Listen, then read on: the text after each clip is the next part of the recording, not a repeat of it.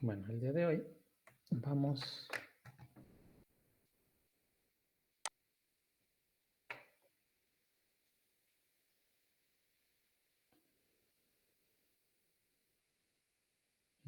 a terminar el ejercicio de la cinética de las reacciones del ibuprofeno.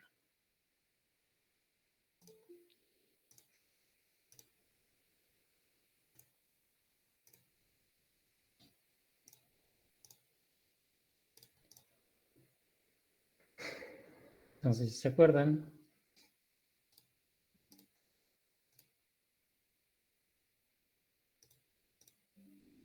el modelo indicaba que, bueno, habíamos hecho el modelo haciendo estas primeras 7 reacciones iniciales con sus respectivos valores de concentraciones iniciales y de constantes de velocidad de reacción, y nos había dado una gráfica de resultado.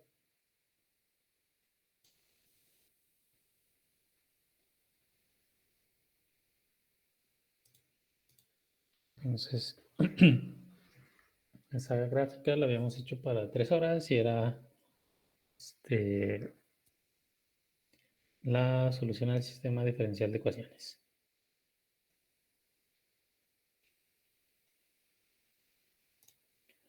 Y ahorita vamos a acabar el ejercicio haciendo uso de la última reacción que proponen aquí, que también puede darse una octava reacción. Esa reacción va a hacer que se modifique nuestro resultado. Y bueno, ahora en teoría tendremos que obtener esta gráfica del caso 2 de la cinética de reacción. Entonces, para eso, ya abrieron su console todos con su archivo de la clase pasada.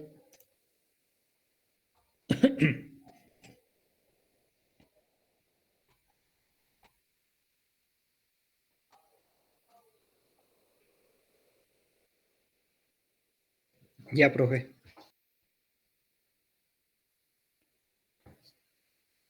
Entonces, la clase pasada, si se acuerdan, también en el archivo de console habíamos hecho esto de duplicar en el solver. Teníamos dos casos de esto, bueno, dos soluciones. Entonces esto nos abría otro dataset aquí abajo de la solución 2 y era el que teníamos aquí graficado.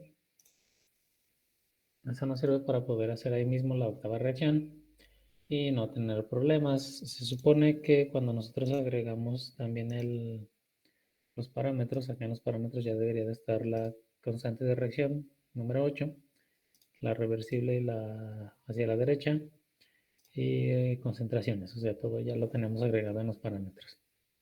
Lo único que tenemos que hacer es dar las reacciones al módulo de la ingeniería de las reacciones y agregar la octava reacción, que la octava reacción va a ser entre el ibuprofeno y uno de los alcoholes.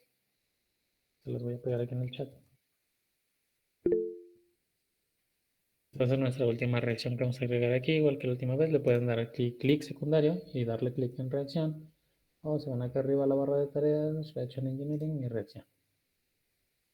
La reacción en este caso es reversible, entonces lleva un menor que, un igual y un mayor que.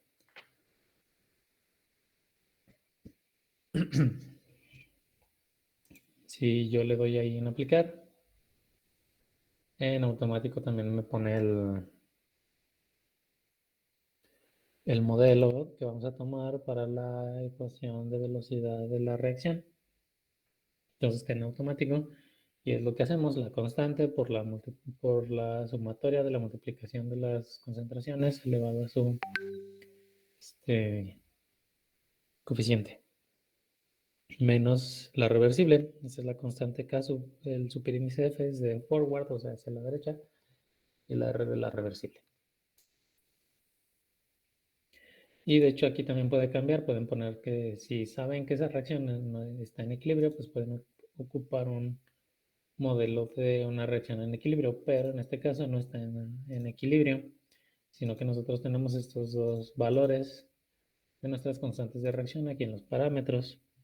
Sería el KF react-8, es el forward, es hacia la derecha, Y el otro es el K reversible de la reacción 8. Se llama así. KR React-8. Entonces, aquí la nueva especie que nos genera es el éster. Y lo demás, pues ya lo conocemos. Ya veamos, los valores iniciales quedan igual. Eso no cambia. Lo único que va a cambiar es la octava reacción. La reversible que pone sus constantes de velocidad de reacción. Y una vez que ya lo tenemos así, nos vamos a ir de nuevo al caso de estudio. Bueno, más bien al estudio en el dependiente del tiempo. Ahí se acuerdan que le habíamos puesto de 0 en punto 1 hasta 3 horas y en segundos. Hasta 3600 por 3 segundos. Entonces,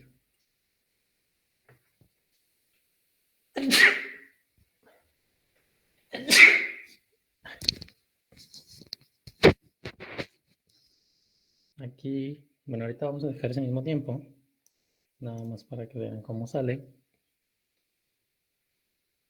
Y ahorita lo cambiamos por el que mencionan en el problema.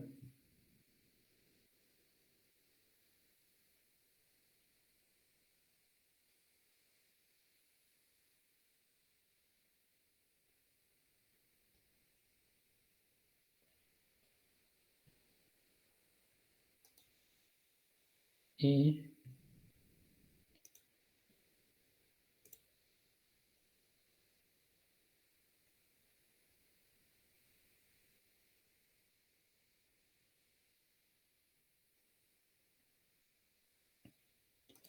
ahora vamos a hacer otro aquí del...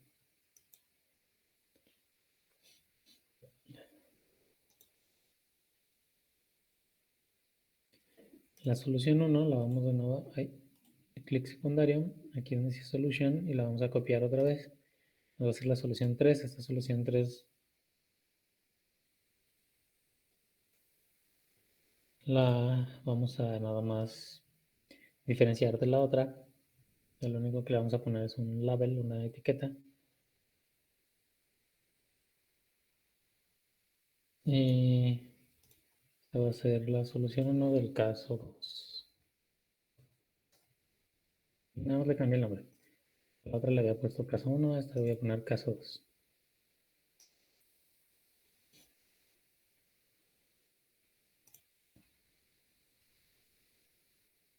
Uy.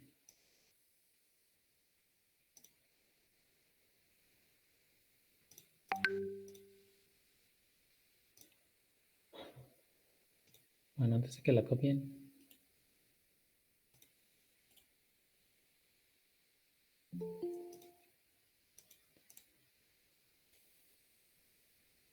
antes de que la copien hay que darle deshacer. Ay, no me deja deshacer la copia. Bueno, que antes de eso se me olvidó. Lo tenía que correr. Porque ahorita lo que acabo de copiar es de nuevo la solución del caso 1, que era la que ya teníamos almacenada. Bueno, con ese mismo tiempo, ahorita antes de copiarlo, ya en el estudio, ya sea que arriba que le dan aquí en computar, compute, para que lo vuelva a resolver ahora con las 8 reacciones.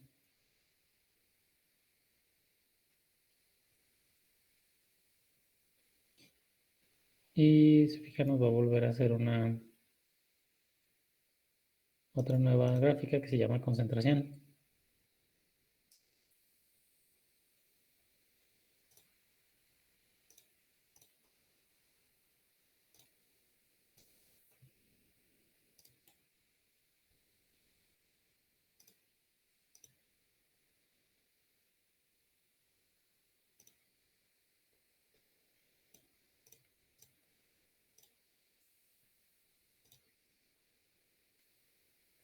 Y si se dan cuenta, bueno, así si nada más los vemos a simple vista, bueno, voy a quitar las leyendas para ver toda la gráfica completa. se dan cuenta entre la gráfica del caso 1 y la que nos acaba de resolver, la concentración de ibuprofeno, que era la línea negra, tiene que llegar al 1 prácticamente o más arriba del 1, está prácticamente en 1.5. No es cierto, es 1.1, no vi la escala 1.1 más o menos. Es lo que se tiene que generar de ibuprofeno. Y en el caso del modelo en el cual tenemos las 8 reacciones, todavía no se estabiliza por completo esta concentración. Si ven, todavía sigue aquí aumentando un poco. Es decir, que a las 3 horas esta reacción todavía no se completa. De acuerdo con el modelo, ellos dicen que esto se completa a las 12 horas. Entonces voy a aumentar aquí en el estudio, en el dependiente del tiempo, en vez de 3 horas, vamos a poner 12. Vamos a dar de nuevo computar.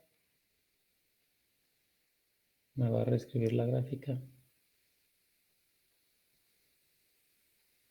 Y ahora sí, pueden ver que aquí en el de los 10.000 segundos eran las 3 horas más o menos. Y todavía aumenta la concentración y ya hasta acá vemos que ya está ahora sí estable.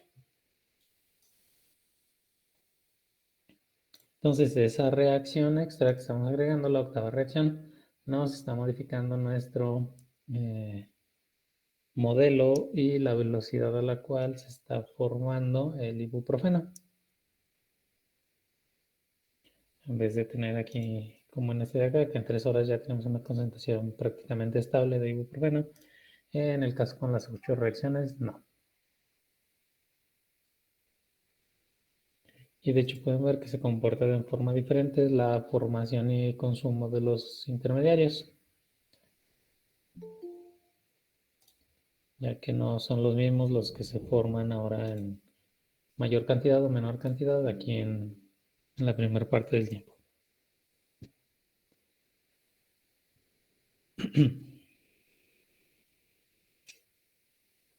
Bueno, entonces esta solución, que es la que tenemos ahora, es de la que sí podemos hacer una copia. Este va a ser mi caso 2. Ahora sí ya nada más lo que hice fue darle clic secundario. Este, bueno, aquí a la solución 1 le doy clic secundario, solution y copy. Ahora sí ya le puse caso 2, que esa es la nueva. Y aquí en mi gráfica, en el dataset le voy a cambiar al caso 2. Si le dan plot, pues es el mismo, ¿no? Porque es la copia de justo lo que acaba de resolver.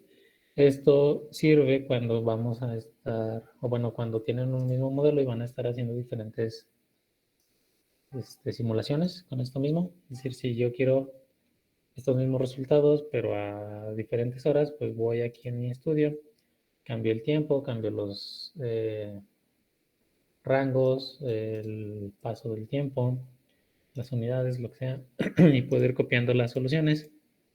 Y esto me va haciendo diferentes aquí en los resultados, datasets, es decir, son diferentes datos de soluciones. Y esos los puedo usar para graficar las diferentes soluciones que he estado obteniendo. Por ejemplo, esta sería la concentración, igual que la del caso 2.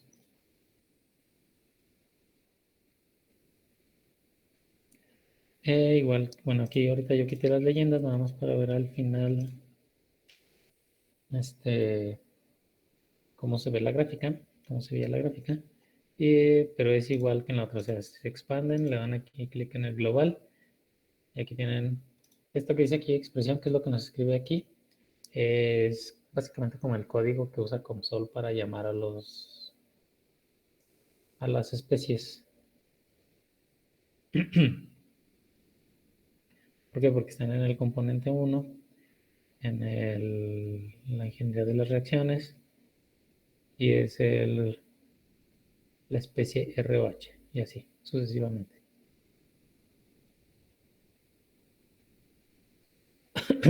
Aquí podemos cambiar igual el coloring al style. Esto, por ejemplo, lo pueden subir a 2 si quieren que se vea mejor. Una línea que el color sea cíclico, o sea que el sol lo escoja, que sea una línea sólida, ejemplo, ahorita ya le subí al 2, ya se ven mejor las líneas.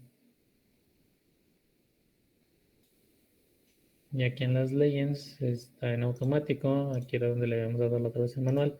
Ya habíamos sustituido todas estas por las que estaban acá. No sé si se pueden copiar.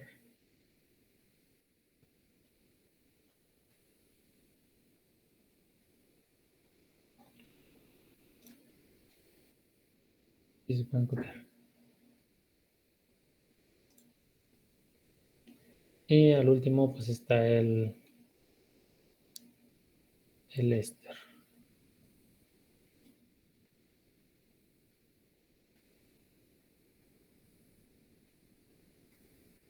Este es el ibuprofeno.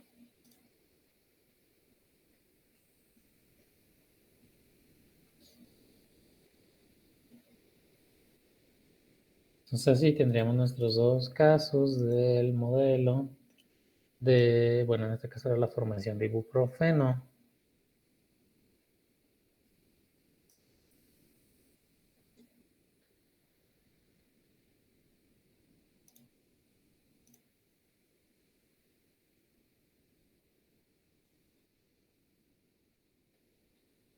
Una duda, pregunta, aclaración. Si le salió todo. ¿Qué más? Ah, bueno, por ejemplo, aquí en el caso, bueno, en este segundo caso, lo que podemos hacer también aquí es poner uno intervalos del tiempo, o sea, también podemos seleccionar qué datos queremos que nos grafique.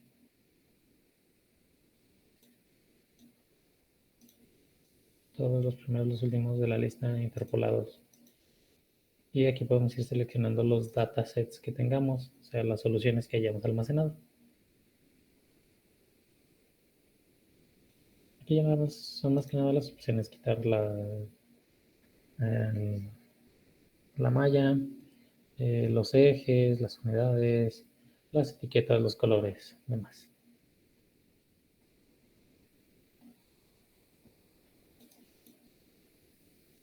¿Una duda, pregunta, aclaración? Pueden cambiar las unidades si quieren a minutos, por ejemplo. En automático les hace solo la conversión o a horas. Pueden ir, bueno, pueden modificarlo de muchas formas, su modelo.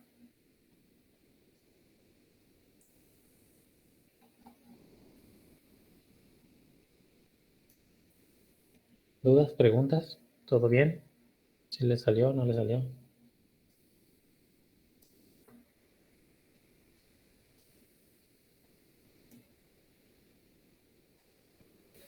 Sí, profe, a mí sí me salió.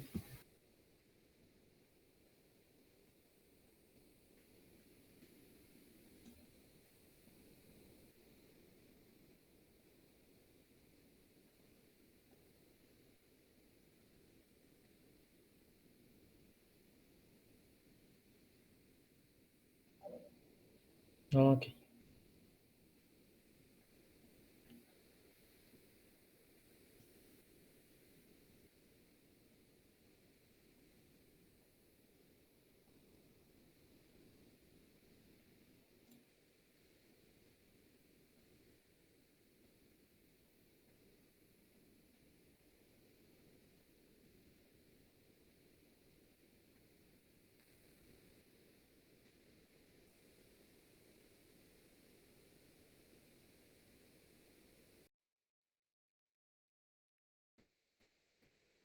Entonces,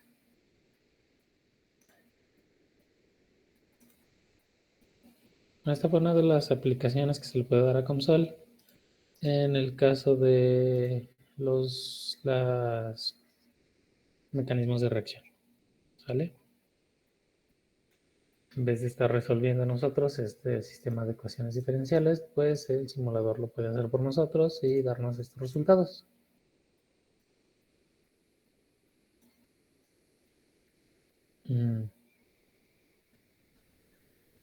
Vamos a seguir haciendo ejemplitos, pero Vamos a hacerlos, yo creo que ya más adelante para los de la unidad 3, que es la de flujo de fluidos.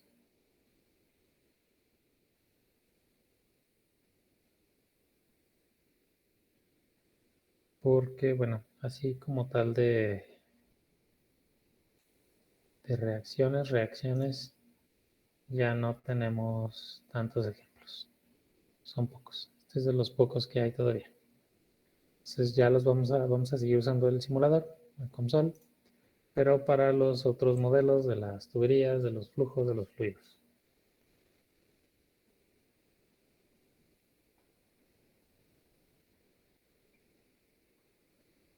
¿Vale?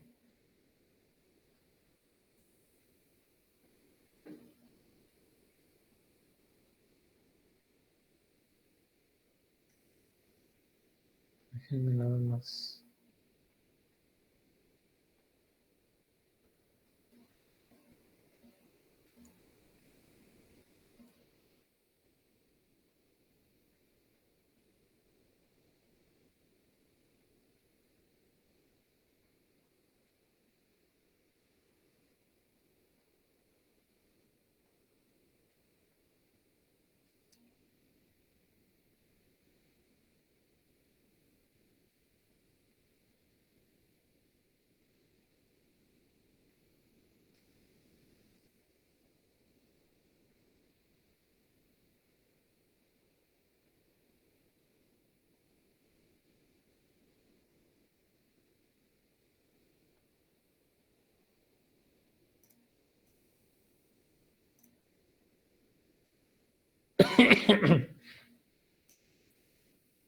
Bueno, entonces ahorita, bueno, eso ya sería todo lo del ejemplo. Bueno, para acabar el ejemplo de esto de COMSOL, sería prácticamente todo hasta ahorita.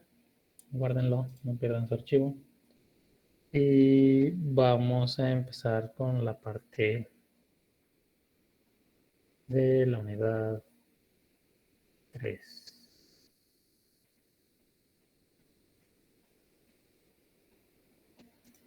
Según yo. A ver, déjenme nada más revisar rápido si sí es. Mm,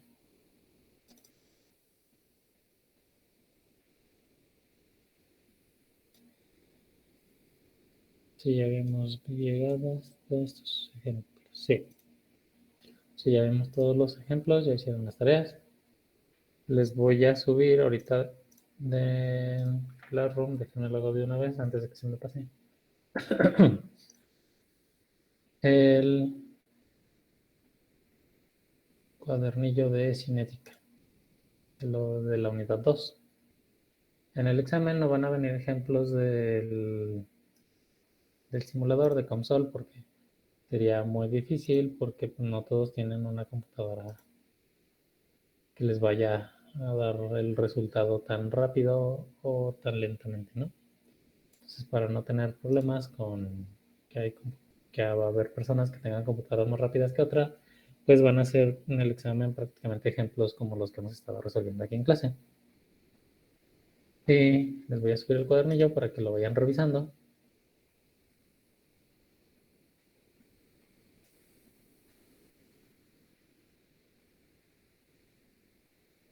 Lo revisaríamos el próximo lunes para que el examen sea el viernes 18. ¿Les parece?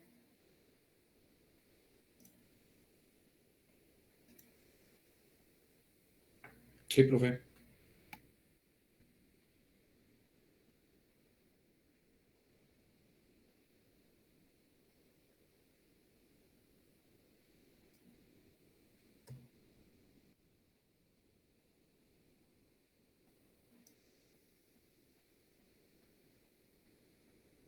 Entonces, el viernes 18 sería el siguiente examen de la unidad 2, que sería cinética y cinética enzimática. Bueno, modelado de reacciones enzimáticas. Ya les acabo de subir el cuadernillo, vayanlo revisando. El próximo lunes vemos si tienen dudas, preguntas o cualquier aclaración sobre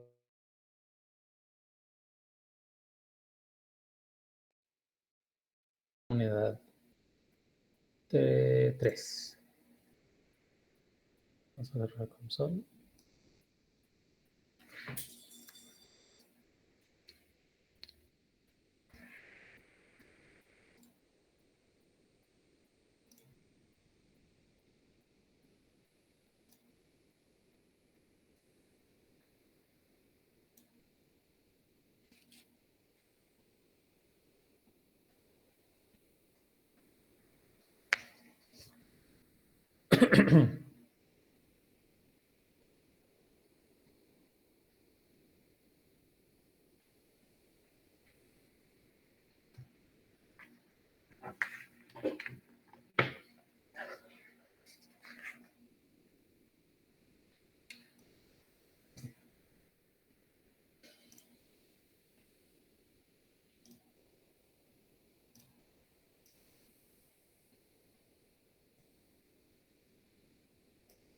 Ahí ya se ve mi presentación, ¿verdad?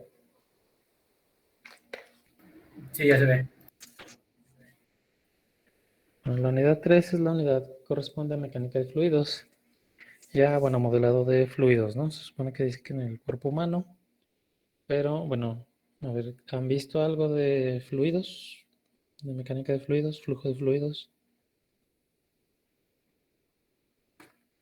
¿O no han visto nada de eso?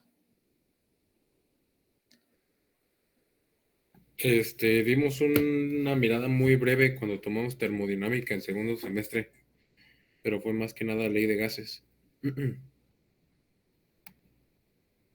¿Ok? Pero no vieron, no sé, la de Bernoulli, transporte adentro de una tubería, números de Reynolds, cosas así.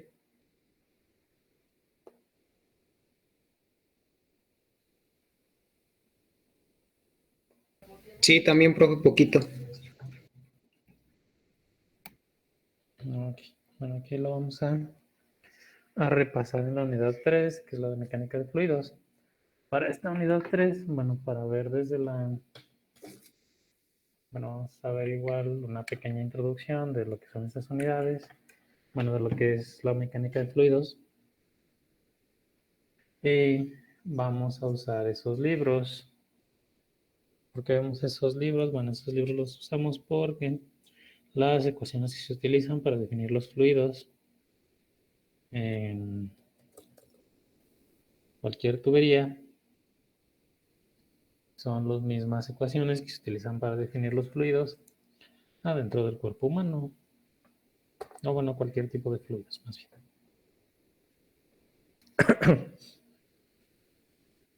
Es por eso que lo vemos, bueno, de forma primero, pues por así decirlo, más sencilla, en lo que son las tuberías, ya que pues son cosas estáticas, bueno, no estáticas, pero son objetos, ¿no? Al final de cuentas no son cosas vivas que tengan más variables de las normales. Por eso los vemos primero así en los modelos para las tuberías y ya después vemos cómo los aplican para los modelos que se hacen para sangre o en las venas. ¿Sale? Entonces llevamos esos libros que son el de procesos de transporte y operaciones unitarias de Jan Koppel, de problemas de ingeniería química en el tomo 1.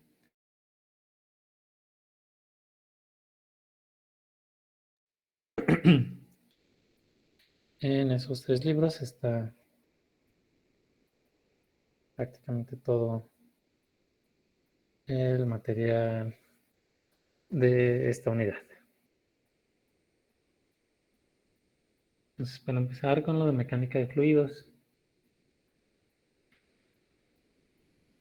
vamos a ver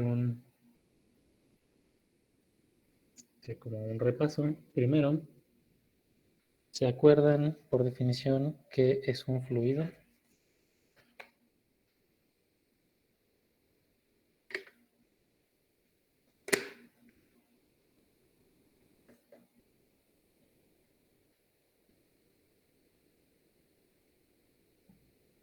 Pues es cualquier objeto que esté en un estado líquido, la materia. Bueno, yo recuerdo que es como la sustancia que se amolda al recipiente que lo contiene, pues.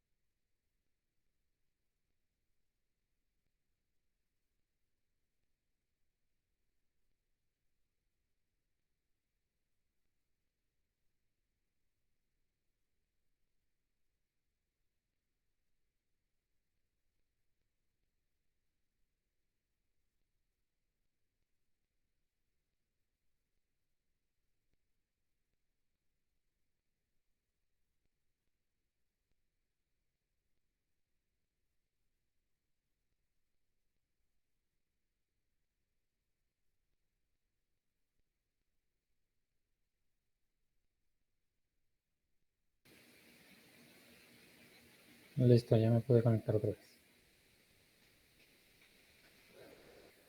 ¿Dónde me perdí?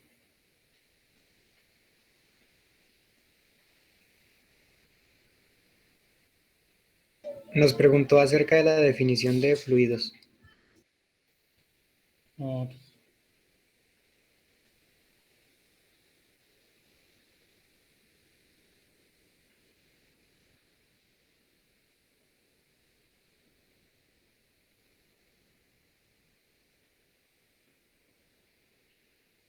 Voy a poner la presentación otra vez.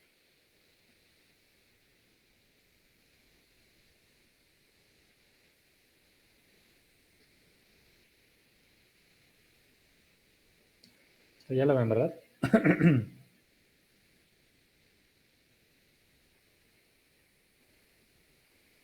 Sí, profe. Ok. Entonces, por definición, un fluido va a ser una sustancia que se deforma constantemente cuando se somete a un esfuerzo cortante, por más pequeño que sea. Es la definición de mecánica de fluidos de lo que es un fluido. Porque, pues obviamente ya también conocen o han escuchado las otras definiciones, por ejemplo, de los líquidos. Es un fluido que va a ser una sustancia que ocupa la forma del recipiente que lo contiene y los gases que toman la forma y el volumen del recipiente que los contiene. Sin embargo, aquí en flujo de fluidos lo tomamos como la sustancia que se deforma cuando se somete a un esfuerzo cortante. ¿Qué es un esfuerzo cortante? ¿Alguien sabe?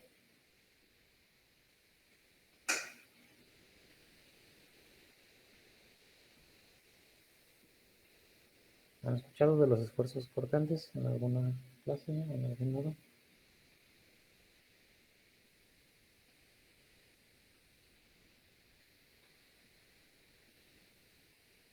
No, profe, la verdad no.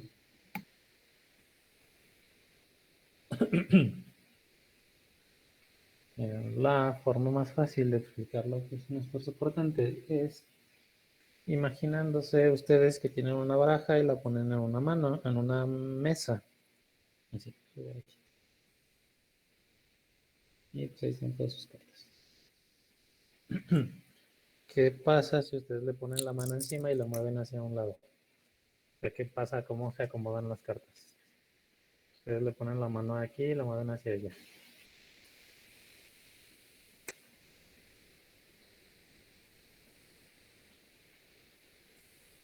¿Qué le pasa a su baraja? ¿Se mueve completa como si fuera un objeto, eh, como si fueran un todo las cartas? ¿O cómo se No, desplaza? solo las arriba. Se desplazan así, ¿verdad? Bueno, quedaría algo así. O sea, las de arriba se desplazan más y las de abajo prácticamente nada, ¿no? Eso pasa por que ustedes están ejerciendo un esfuerzo cortante en las cartas. Es decir, la fuerza, o bueno, la dirección y fuerza de su movimiento en realidad es hacia un lado. Pero por efecto de fricción, cada una de las cartas que se mueve a un lado ejerce un esfuerzo sobre la carta de más abajo. Y las hace que se muevan, pero cada vez se van moviendo a menos distancia. Normalmente es lo que observamos, ¿no? Y eso es un esfuerzo cortante. Y los fluidos son sustancias que se deforman cuando se someten a un esfuerzo cortante. Eso no quiere decir que la baraja sea un fluido, pero los líquidos normalmente se comportan en capas. Ya ustedes imagínense que esto es una tubería, ahí su fluido viaja en forma de capas. Y se mueve en forma de capas porque cada capa de fluido va ejerciendo un esfuerzo cortante sobre las capas que tiene a los lados adyacentes.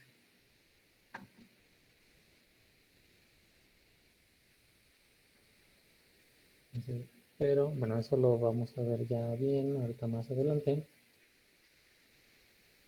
porque de ahí nace, bueno, lo de viscosidad, sale de los esfuerzos cortantes, ¿sale? Entonces antes de eso vamos a empezar nuestra pequeña introducción a los fluidos y vamos a ver cosas que se supone que ustedes ya saben. En algo que se llama, antes de empezar a ver los fluidos, cómo se comportan adentro de una tubería o cómo se mueven. Primero hay que conocer el comportamiento de un fluido de forma estática. Entonces, vamos a ver algo. Imagínense que este es un bloque de un fluido. Este es un bloque de cierto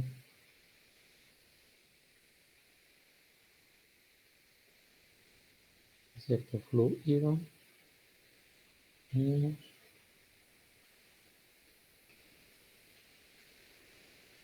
aquí voy a dejar otro. Es como si tuviera aquí una línea punteada en el centro, una rebanada. Y bueno, y es el área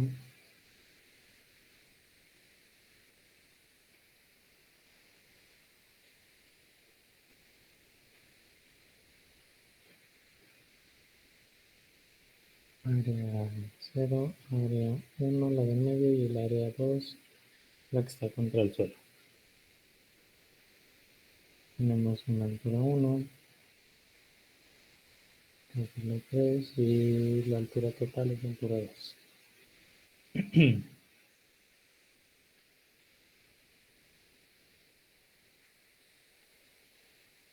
Entonces, imagínense que ese es un bloque de un fluido que está sobre el suelo. Aquí abajo es la base del suelo.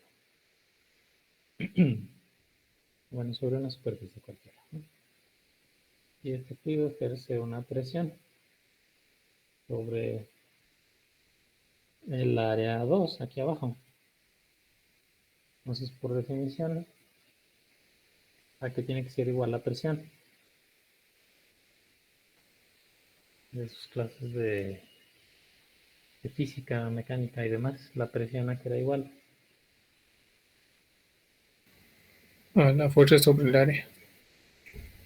Fuerza sobre el área, en este caso, como estamos hablando del área que ocupa mi área 2, la presión del fluido tiene que ser igual a la fuerza que ejerce sobre el área 2. Y de nuevo, por definición de sus clases de física, que es igual a la fuerza. Masa por aceleración. En este caso, ¿cuál aceleración es la que ocupamos?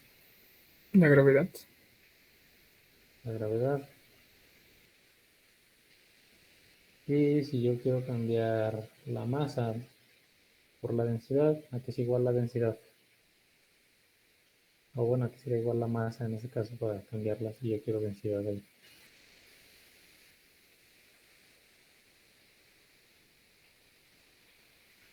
Densidad por volumen. Densidad sobre volumen. Densidad por volumen, ¿verdad? Y en este caso, ¿cuál sería el volumen de mi bloque aquí de fluido? Así, si si yo quiero saber la presión que ejerce todo el fluido sobre el área 2, ¿cuál sería el volumen del fluido?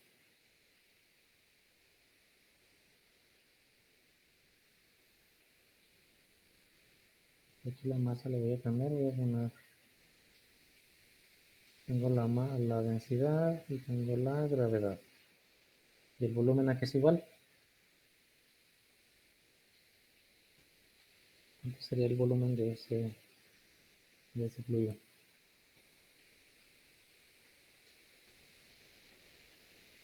Sería el área por la altura, ¿no? Área 2 por la altura 2. Ese sería mi volumen. Y se pueden eliminar estas áreas.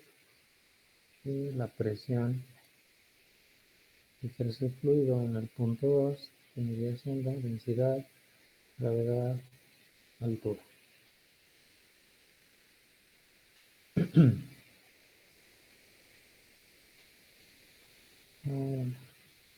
Lo escribo como el libro, pura densidad, gravedad, que es lo mismo. Esta es la presión sobre A2 debido al fluido, o lo que conocemos en mecánica de fluidos como una presión manométrica.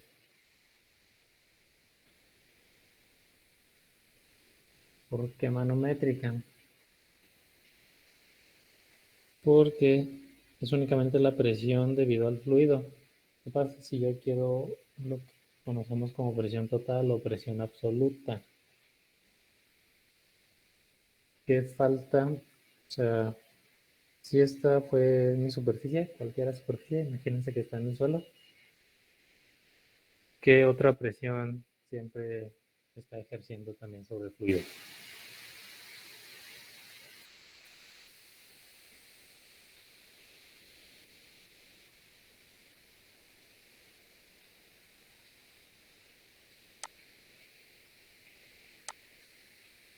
la atmosférica, ¿verdad? O sea, la presión que está ejerciendo el fluido, si yo quiero la presión total, le tendría que sumar todavía una atmósfera. Y esa es la presión total sobre el área 2. Entonces esa presión 2 se va a transformar en la altura, densidad de gravedad, más la presión, pues esa pesada que tienen ahí arriba. Esa va a ser la presión atmosférica. Y esta va a ser la presión total sobre el área 2, o lo que se conoce como una presión absoluta.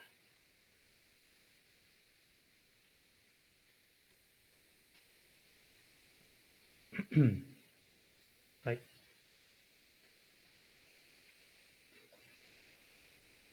Entonces, desde aquí váyanse grabando que tenemos dos diferentes presiones, porque hay muchos lados donde nos hablan de presiones manométricas y en otros de presiones absolutas.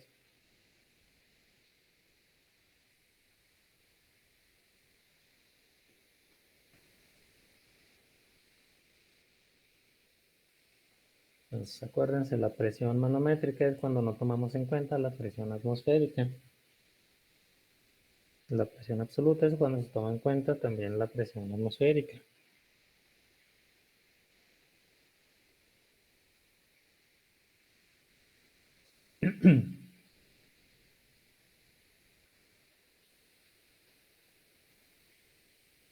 Ahora, en mecánica de fluidos, lo más común no es trabajar con presiones, sino con caídas de presión, así se les dice. ¿Qué va a ser una caída de presión? Pues nada más que un delta P. Eso es una caída de presión, una diferencia de presiones. ¿Por qué? Porque normalmente, en el caso, por ejemplo, de tuberías y demás, se maneja caída de presión porque no estás normalmente calculando la presión que ejerce todo el fluido dentro de una tubería en cierto punto, sino que ves la diferencia de presión que hay entre el punto 1 y el punto 2. Entonces siempre estás manejando deltas. Normalmente se manejan deltas de presión y ese delta P se le conoce como una caída de presión. Entonces, por ejemplo, aquí como ya definimos la presión 2, así similarmente podemos definir la presión en el punto 1, que sería en el punto del medio. Entonces, en el punto del medio la presión va a ser igual a la presión que ejerce también el fluido. La presión que ejerce el fluido es ahora nada más el cubo este de aquí arriba, que se va a hacer la altura 1 por la densidad y por la gravedad, más la atmosférica si yo quiero la absoluta. Si yo quisiera calcular una caída de presión, tendría que calcular, por ejemplo, presión 2 menos presión 1. Entonces ahí se restan las presiones, la atmosférica ya no cuenta, o sea, aunque somos presiones absolutas, se van a restar.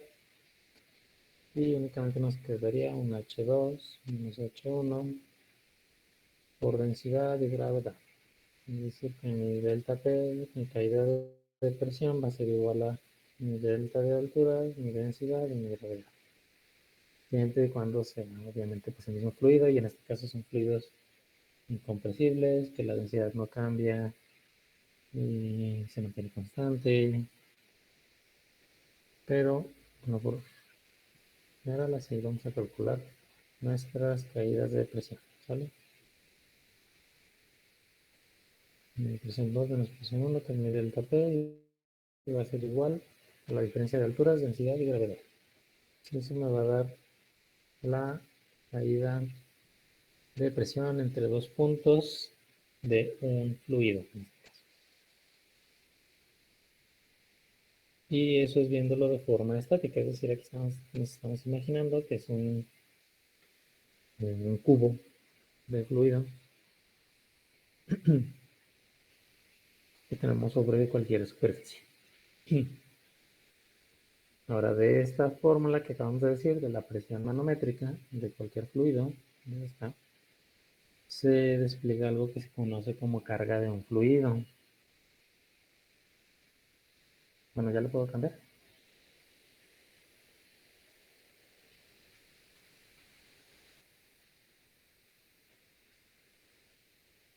Ya, profe.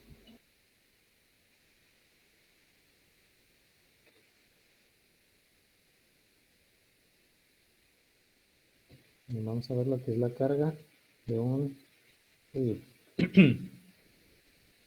Vamos a ver que la presión es igual a la altura por la densidad por la gravedad. Si yo despejo y pongo que altura es igual a presión, densidad y gravedad, esto se le llama carga de un fluido.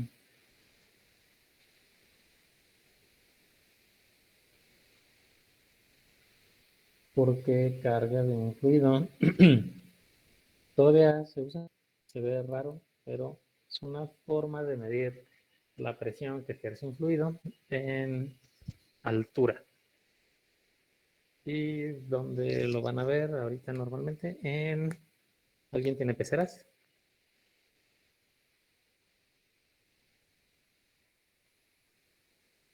¿Nadie tiene peceras?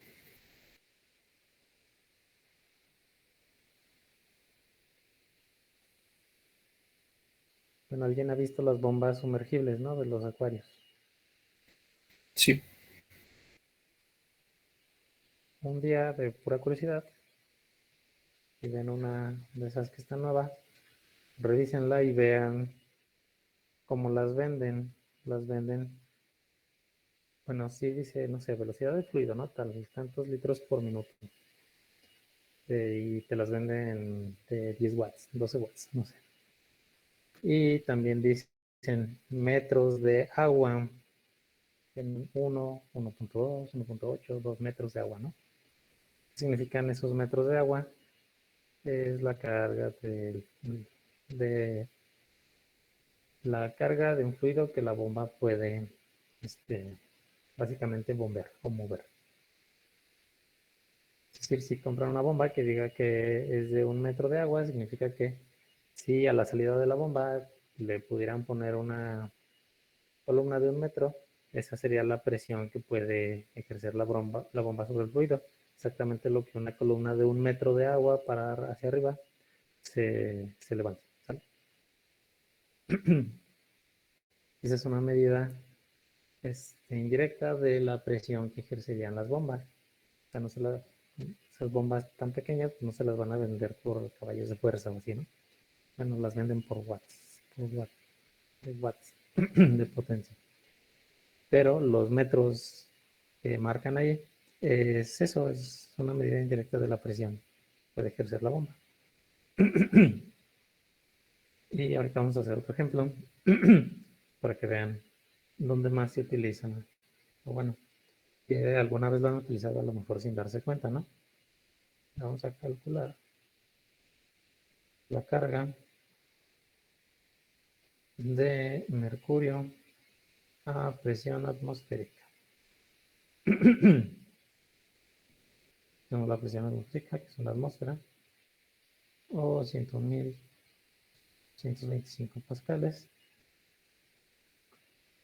La densidad del mercurio van a ser 13.5955 gramos sobre centímetro cúbico, pues a 0 grados centígrados. Por lo tanto, la carga de mercurio es igual a 5.325 pascales sobre la densidad, que va a dar 3.195.5 sobre el metro cúbico, 9.81 metros sobre segundo al cuadrado. ¿Cuánto les da la carga de mercurio a una atmósfera?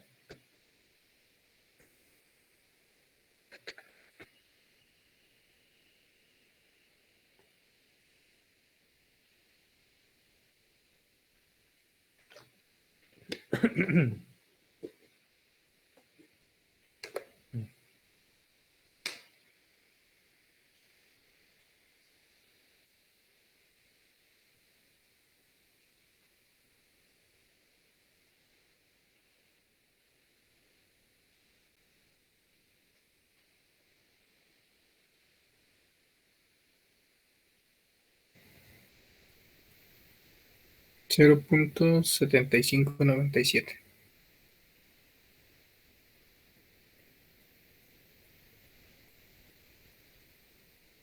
Metros de mercurio. O si lo cambian a milímetros y lo redondean, 160 milímetros de mercurio. ¿Y cuánto es eso? Una atmósfera, ¿verdad?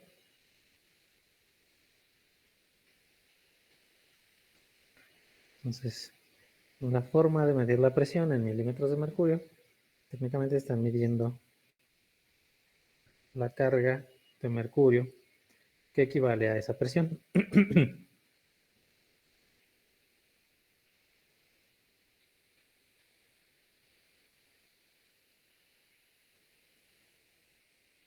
¿Vale? Entonces, ya, bueno, seguramente ya alguna vez habían usado o al menos conocían de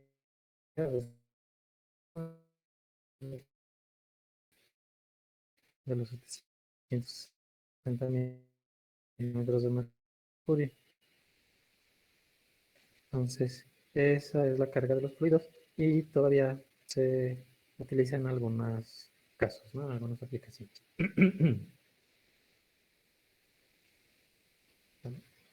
Entonces, esto es todavía con respecto a la estática de los fluidos. Y ahorita vamos a ver las fórmulas que les van a servir como formulario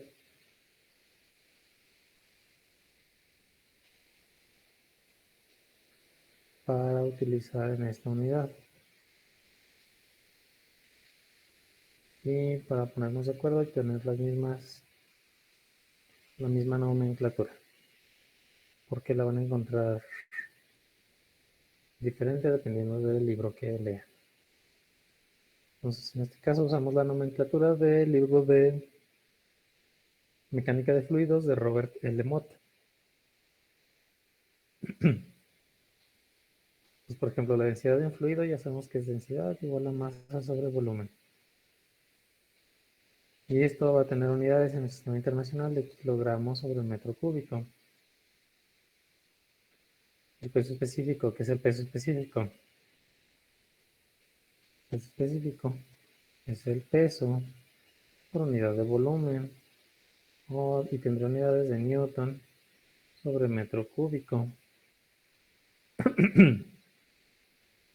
Es un gamma, ¿verdad, jefe? Con lo Sí, que... este es un gamma. El peso específico es un gamma. Si cambiamos el peso específico, bueno, el peso de cualquier masa es masa por gravedad sobre volumen. Y masa sobre volumen es densidad por gravedad. Por lo tanto, acá la densidad también se puede definir como el peso específico entre la gravedad.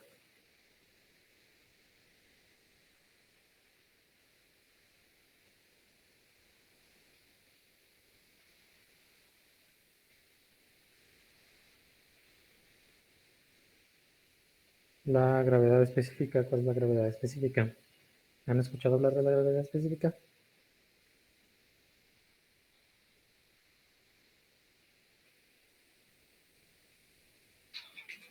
La gravedad específica, bueno, esa sí ya se sigue utilizando en mecánica de fluidos y de hecho esa se inventó como una medida para evitar las tablas de densidades o de pesos específicos que se tenía de todos los fluidos y tratar de unificarlos básicamente.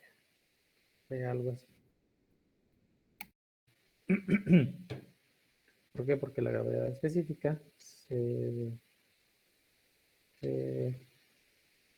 sus siglas son SG de Specific Gravity y esto relaciona la densidad de una sustancia sí, entre la densidad del agua a 4 grados centígrados. ¿Cuál es la densidad del agua a 4 grados centígrados? Un gramo sobre centímetro cúbico, ¿no? gramos sobre centímetro cúbico o 1000 kilogramos sobre metro cúbico, ¿verdad? Y como es una relación de densidades, esto también puede ser una relación de pesos específicos. Es decir, el peso específico de la sustancia entre el peso específico del agua a 4 grados centígrados.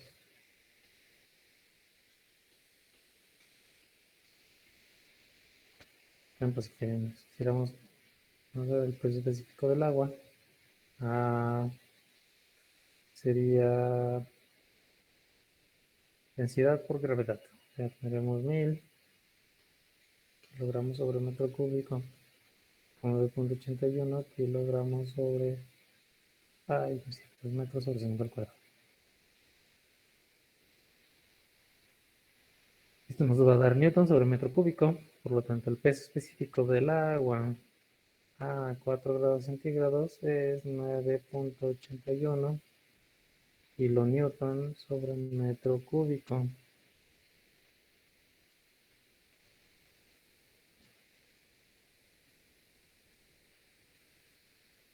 ¿Vale? Por ejemplo, de lo que acabamos de hacer aquí del mercurio. La densidad del mercurio son 13.5 gramos sobre centímetro cúbico. Entonces, la gravedad específica del mercurio sería 13.59 en unidades. Esta no tiene unidades porque se está dividiendo. Entonces, ¿para qué nos sirven las gravedades específicas? Normalmente nos dan la gravedad específica porque ya aquí, dependiendo de lo que necesiten, si yo necesito la densidad, pues esto lo multiplico ya sea por la densidad del agua en las unidades que yo quiera, o sea, serían 13.59 gramos sobre centímetro cúbico o 13.590 kilogramos sobre metro cúbico. Si yo no quiero la densidad y quiero el peso específico, pues el peso específico del mercurio va a ser igual a los 13.59 por los 9.81 kilonewton sobre metro cúbico, y ese va a ser el peso específico del mercurio. Entonces la gravedad específica más bien es un intento de unificar todas las densidades de las sustancias que se utilizan en ingeniería. Y las dividían entre el agua, porque la del agua se tomó como estándar, ya que es un 1, ¿no? Era para como estandarizar prácticamente todos los valores de densidades.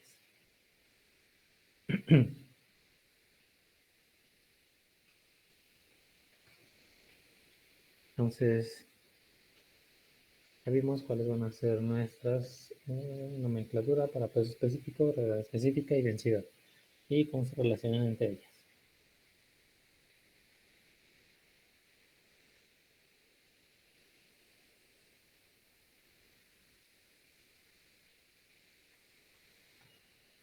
Y ahora no.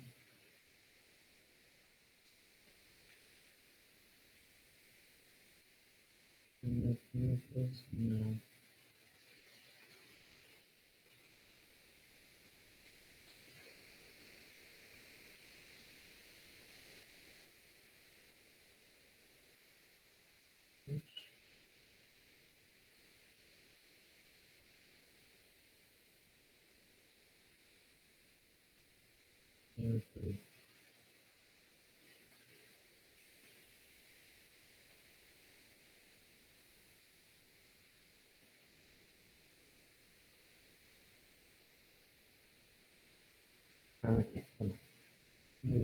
Aquí se le ve como.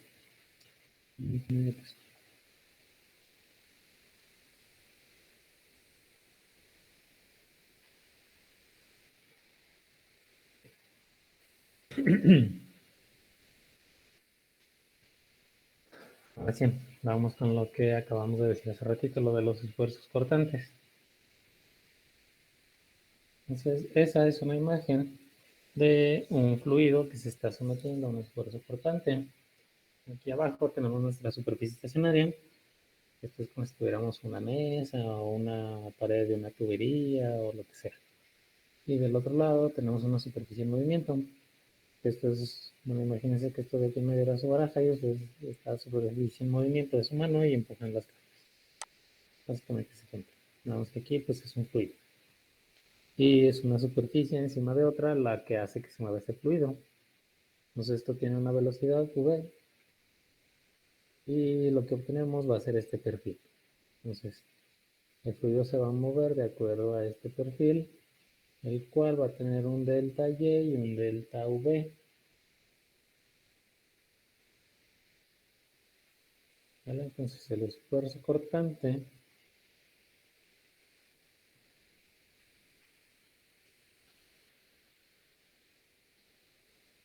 es proporcional, bueno, y este es tau, y le agrega tau. El esfuerzo cortante tau es proporcional a la relación de mi delta de velocidad con respecto a la altura. Entonces, cuando tenemos una proporcionalidad, ¿cómo la quitábamos?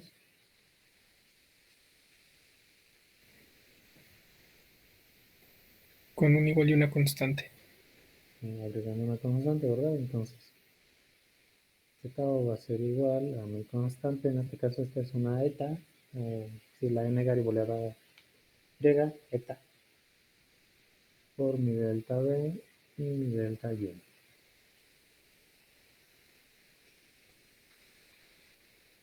Y esa es lo que se conoce como la ley de viscosidad de Newton.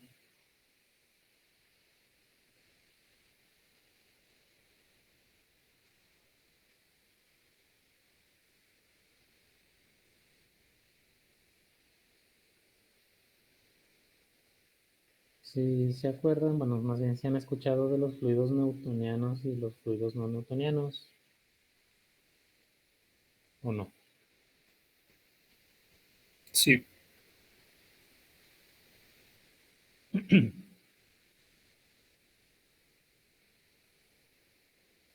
Pues por definición los fluidos newtonianos son los que siguen o bueno, más bien, sí, los que obedecen la ley de viscosidad de Newton. O sea, esta. Y los newtonianos, pues los que no.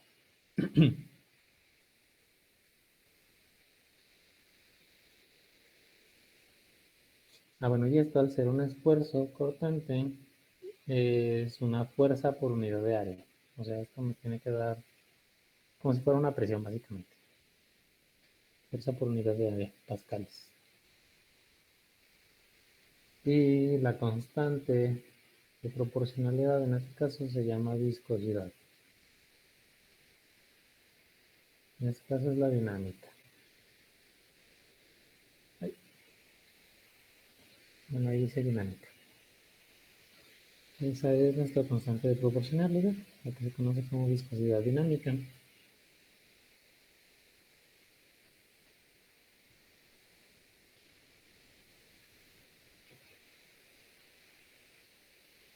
¿Y por qué tenemos una viscosidad dinámica? Porque hay otra que se llama viscosidad, no, no sé lo tienen ahí como, esta es la viscosidad cinemática. Esa viscosidad, de aquí de acuerdo a la nomenclatura del mod, es una nu, una v así media verblera, es igual a la viscosidad dinámica entre la densidad. Y la viscosidad cinemática tiene unidades de metros cuadrados sobre segundo.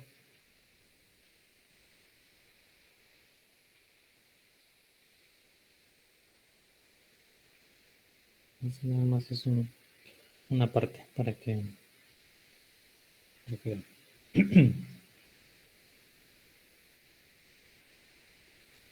Y de acá la viscosidad dinámica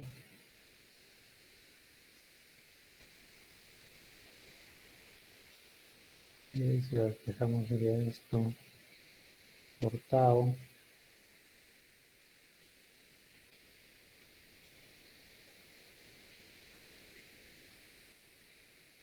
según unidades de mi delta y son metros sobre segundo.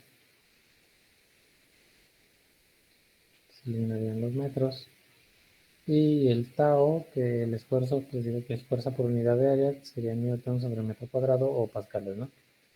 Por lo tanto, las unidades de la viscosidad dinámica serían pascal por segundo en el sistema internacional, o si desarrollamos el newton y le ponemos kilogramo metro sobre segundo al cuadrado, entre los segundos metros cuadrados, esto me va a dar kilogramo sobre metro por segundo. Entonces esas dos unidades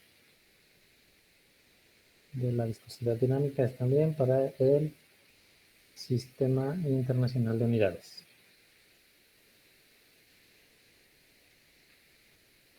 Además, la viscosidad también tiene otras unidades que, bueno, ya son un poquito menos usadas, pero todavía se encuentran. ¿Por qué? Porque bueno, de hecho es muy común que las viscosidades, o sea, los valores de viscosidad que tenemos, pues fueron tabulados ya hace muchos años. Por eso, casi por eso se siguen usando esas unidades. Son el sistema CGS, o sea, centímetro, gramo, centímetro, segundo, centímetro, gramo, segundo, y serían las mismas que las del sistema internacional, pero en sistema CGS, y la viscosidad tendría unidades de gramos sobre centímetro segundo. Ya esto se le conoce como un poise. Y eso sí no me pregunten por qué, pero lo más normal es encontrar unidades de centipoise. Este es un centipoise. Entonces, como les digo, como las viscosidades de los fluidos normalmente son tabuladas de hace muchísimos años y son las mismas densidades que se conocen a condiciones estándar, pues muchas siguen estando en las mismas unidades, o sea, muchas no se han actualizado. Entonces, como quiera, ya encuentran valores actualizados en sistema internacional o encuentran los valores antiguos del sistema que estaban en POIS o centipoise. Son las unidades más comunes que van a encontrar de la viscosidad.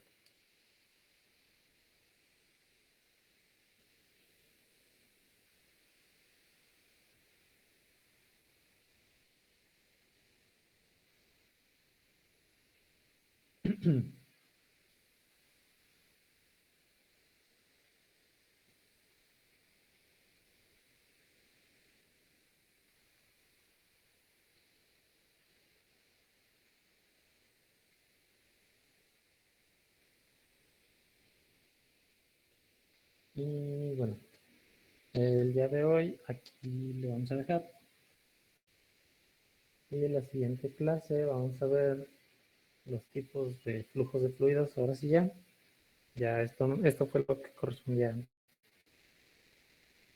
la mini introducción de estática de los fluidos y esfuerzo cortante.